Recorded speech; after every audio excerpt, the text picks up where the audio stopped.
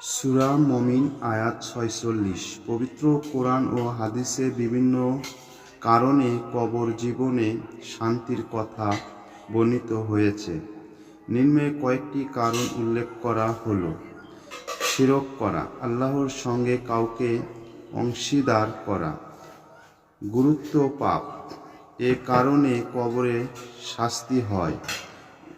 ইরশাদ হয়েছে, আপনি যদি দেখতেন তখন জালিমরা মৃত্যুর যন্ত্রণায় থাকবে এবং ফেরেশতারা হাত বাড়িয়ে বলবে, তোমাদের প্রাণ বের করো, আজ তোমাদের অপমানকার শাস্তি দেওয়া হবে, কারণ তোমরা আল্লাহ সম্পর্কে অমূলক কথা বলতে এবং তার নিদর্শনের ব্যাপারে উদ্ধতা প্রকার করতে। সূরা আনআম আয়াত ৯৩। হাদিসে এসেছে, যায়েদ বিন সাবিত রাদিয়াল্লাহু থেকে বর্ণিত, রাসূল সাল্লাল্লাহু আলাইহি ওয়াসাল্লাম বলেছেন, এ উম্মত কবরে পরীক্ষার সম্মুখীন হবে। তোমরা মৃত্যু ব্যক্তিদের দাফন করা ছেড়ে না দিলে আমি আল্লাহর কাছে দোয়া করতাম যেন তিনি তোমাদের ও কবরে আযাব শুনতে দেন, যেভাবে আমি শুনতে পাই। অতঃপর তিনি আমাদের দিকে মুখ ফিরিয়ে বললেন, আল্লাহর কাছে তোমরা জাহান্নামের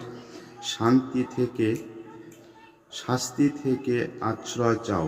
মুসলিম হাদিস ৮৬৭। মুনাফিক স্বভাব ও কপট স্বভাবের ব্যক্তিরা কবরে শাস্তি পাবে।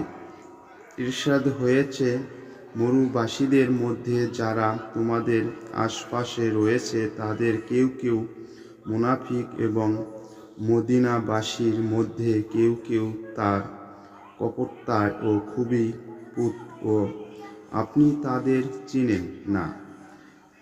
আমি তাদের চিনি, আমি তাদের দুবার শাস্তি দিব এবং পরে তাদের মহা শাস্তির দিকে ফিরিয়ে দেওয়া হবে। সূরা তাওবা আয়াত ১০১।